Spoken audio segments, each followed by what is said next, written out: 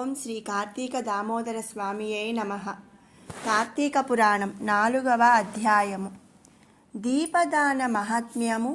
కార్తీక పూర్ణిమ సోమవార ఫలం. జనకుడు ఇట్లడిగెను, వశిష్ఠ మునీంద్ర, నీ యొక్క వాక్సుధార సమున పానము చేయుచున్న నాకు తృప్తి తీరలేదు. కాన తిరిగి కార్తీక వ్రత పుణ్యమును తెలుపుము. ఆ కార్తీకమందు ఏ దానమును చేయవలెనో, దేనిని గోరి వ్రతము ఆచరించవలయునో చెప్పుము. వశిష్ఠుడు ఇట్లు పలికెను, పాపములను నశింపజేయునదియు పుణ్యమును వృద్ధి పొందించునదియు అయిన కార్తీక వ్రతమును ఇంకా చెప్పెదను వినుము. కార్తీక మాసమందు సాయంకాలమున శివాలయమందు దీపారాధన చేసినచో అనంత ఫలము కలుగును. కార్తీక మాసమందు శివాలయములో గోపుర ద్వారమందును శిఖరమందును ఈశ్వరలింగ సన్నిధియందును దీపారాధన చేసిన ఎడల సమస్త పాపములు నశించును.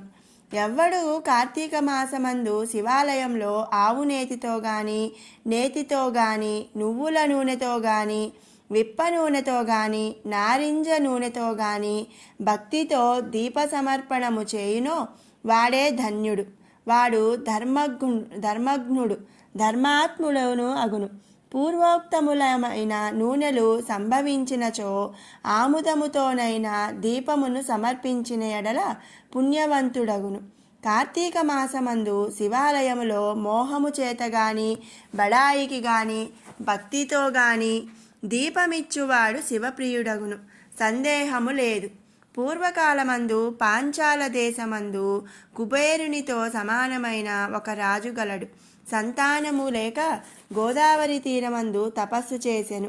గోదావరి స్నానార్థమై పైప్పల మహాముని అచ్చటికి వచ్చి చూచి, రాజా, ఎందుకు తపస్సు చేయుచున్నావని అడిగాను. ఆ మాట విని రాజు, మునీశ్వర, నాకు సంతానము లేదుగాన నేను సంతానము కొరకు తపస్సు చేయుచున్నానని చెప్పెను. బ్రాహ్మణుడు రాజుతో ఇట్లు పలికెను, రాజా, భక్తితో బ్రాహ్మణులను శివుని సంతోషపెట్టము. అట్లైన ఎడల నీకు పుత్ర సంతానము కలుగును. ఇట్లు పైప్పలముని చెప్పగా ఆ రాజు విని ఆనంద సాగరమగ్నుడై నమస్కరించి ఇంటికి వెళ్ళి స్నానము చేసి అలంకృతుడై శివప్రీతిగా దీపదానములను చేసెను.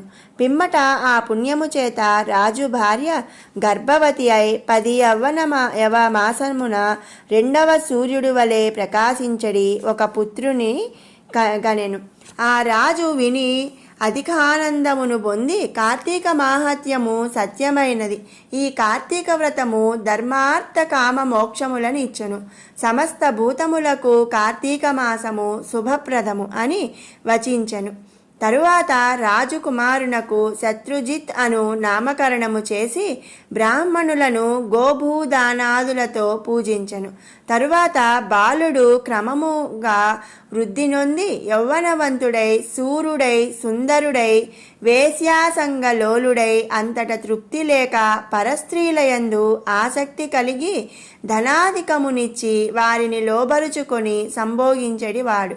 ఇది తగదని చెప్పిన గురువులను బ్రాహ్మణులను ధిక్కరించి జాతిని విడిచి జాతి సంకర కారకుడై దేవప్రతిమను నిందించుచు కఠినముగా మాట్లాడుచు నిరంతరము కత్తిని చేతధరించి అడ్డము వచ్చిన వారిని హింసించుచు అన్యాయ మార్గవర్తనుడై ఉండెను.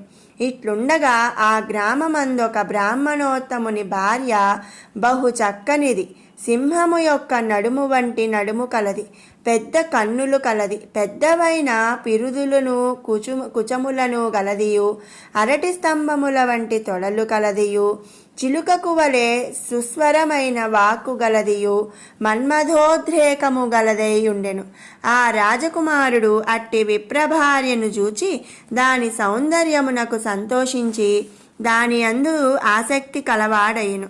బ్రాహ్మణుని భార్యయు రాజకుమారుడంత శక్తి గలదాయను. తరువాత ఆ బ్రాహ్మణుని భార్య అర్ధరాత్రి యందు భర్తను విడిచి రాజకుమారుని యొద్దకు పోయి అతనితో రాత్రి శేషమంతయు సంభోగించి ఉదయానికి పూర్వమే తిరిగి ఇంటికి వచ్చెను. ఆ ప్రకారము అనేక దినములు జరిగినవి. ఆ సంగతిని బ్రాహ్మణుడు తెలుసుకొని నిందితమైన నడతగల భార్యను దానిని మరిగిన రాజకుమారునిని చంపుటకు గాను కత్తిని చేత ధరించి ఎప్పుడు చంపుటకు వీలు దొరుకునా అని కాలమును ప్రతీక్షించుచుండెను. ఇట్లు కొంతకాలము గడిచిన తరువాత ఒకనాడు శివాలయాన కార్తీక పూర్ణిమ సోమవారము నాడు బ్రాహ్మణి తన చీర అంచును చింపి వత్తిని చేసెను. రాజకుమారుడు ఆముదము తెచ్చెను. ఆ వత్తితో ఆ చిన్నది దీపము వెలిగించి అరుగు మీద పెట్టెను. అచ్చటే వారిద్దరూ కామశాస్త్ర ప్రకారము సంభోగమును అత్యుత్సాహముతో చేసి సుఖించిరి. అంత ఆ బ్రాహ్మణుడు కత్తిని ధరించి వెళ్ళి మారువేషముతో జీర్ణ శివాలయమందు దూరి తలుపులు గట్టిగా బిగించి కత్తితో ముందుగా రాజకుమారుని పొడిచి తరువాత భార్యను నరికెను. అంతలో రాజకుమారుడు కొంచెము జ్ఞప్తి తెచ్చుకొని కత్తితో బ్రాహ్మణుని నరికెను. ఇట్లు పరస్పర వ్యాఘాతముల చేత ఆ జీర్ణ దేవాలయమందు ముగ్గురు మృతి నొందిరి. ఆ దినము కార్తీక పూర్ణిమ సోమవారం. దైవవశము చేత అట్టి పర్వమందు ముగ్గురికి శివుని సన్నిధి అందు మరణము కలిగినది. అంతలో పాశహస్తులై యమకింకరులు వచ్చిరి. అంతలోనే రుద్రుని నేత్రాలతో భయమునిచ్చువారై శివకింకరులను వచ్చిరి. తరువాత శివదూతలు రాజకుమారునిని బ్రాహ్మణ భార్యను విమానము మీద నెక్కించిరి. యమదూతలు బ్రాహ్మణుని కాళ్ళుగట్టి తీసుకొనపోవ ప్రయత్నించిరి. ఇట్లు తన భార్యకు రాజకుమారునకు కైలాస గమనము, తనకు యమలోక గమనము చూచి బ్రాహ్మణుడు శివదూతలారా, ఈ నా భార్య జారిని, ఈ రాజకుమారుడును జారుడుగా కదా, నేను బ్రాహ్మణుడను సదాచారవంతుడును కదా, ఇట్లుండ నాకీ గతి ఏమి, వారికా గతి ఏమి అని అడిగెను. శివదూతలు ఇట్లే అనిరి, బ్రాహ్మణోత్తమ, నీవన్నమాట సత్యమే, కానీ అందొక విశేషమున్నది, చెప్పెదము వినుము.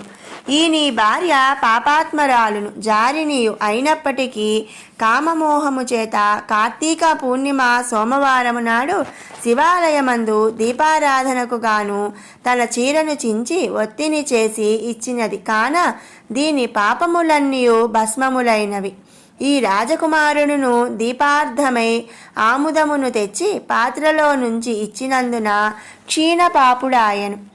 కాబట్టి కామమోహము చేతనైన శివాలయమునందు దీపదానము చేసినవాడు ధన్యుడు, సర్వయోగులందు అధికుడగును. కనుక దీపార్పణము చేత నీ భార్యకు రాజకుమారునకు కైలాసమును, దీపదానము చేయనందుకు నీకు నరకమును సిద్ధించినది. ఇది వరకు నీవెంత శుద్ధముగానున్నను వారితో సమానుడవు కాలేదు. ధర్మ సూక్ష్మమిది అని చెప్పిరి. శివదూతలు ఈ ప్రకారముగా చెప్పిన మాటలను విని రాజకుమారుడు దయావంతుడై, అయ్యో, ఈ బ్రాహ్మణుని భార్యతో రమించి ఈ బ్రాహ్మణుని చేత శివాలయమందు హతుడనైన నాకు కైలాసము, ఇతనికి నరకము కలుగుట చాలా దుఃఖకరముగా ఉన్నది. కాబట్టి నా దీపదాన పుణ్యమును కొంత ఈ బ్రాహ్మణునకు ఇచ్చెదను. ఏకకాలమందు మృతి నొందిన మా ముగ్గురికి సమానగతియే ఉండవలెను. ఇట్లని ఆలోచించి తన దీపదాన పుణ్యమును బ్రాహ్మణునకు కొంత ఇచ్చెను. ఆ పుణ్యము చేత బ్రాహ్మణుడు దివ్యమైన విమానమెక్కి కైలాసమునకు పోయెను. అజ్ఞానముతో చేయబడిన ఒక దీపదానముచే ముగ్గురు కైలాసమునకు పోయిరి. కాబట్టి తప్పక కార్తీక మాసమందు ధర్మమును చేయవలెను. అట్లు చేయనివాడు రౌరవ నరకమును పొందును. కార్తీక మాసమందు నిత్యము శివాలయమందు గాని విష్ణువాలయమందు గాని దీపములను సమర్పించిన ఎడల దీదాన పుణ్యముతో జ్ఞానమును పొంది తద్వారా పునరావృత్తి రహితమగు మోక్షమును పొందును. సందేహము లేదు. కార్తీక మాసమందు హరిసన్నిధిలో స్త్రీలు గాని పురుషుడు గాని తన శక్తి కొలది దీపార్పణము చేసిన ఎడల సర్వ పాప నాశనము కలుగును.